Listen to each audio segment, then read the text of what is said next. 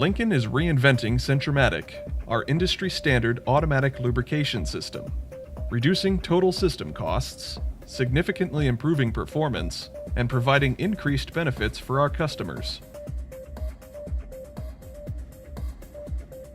At the beginning of a lubrication event, incoming lubricant is directed to both sides of the measuring piston.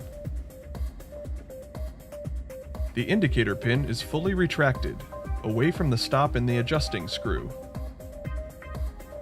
As supply line pressure continues to build, a slide valve closes the flow to the upper side of the piston and simultaneously opens the port to allow lubricant to flow out of the injector to the bearing.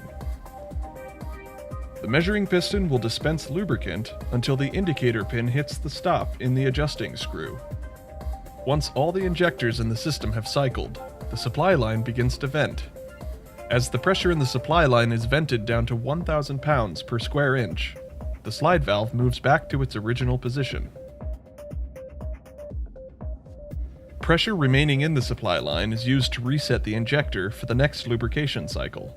The resulting effect is to quickly drop the pressure in the supply line and assist the other injectors downstream in the system to reset for the next cycle.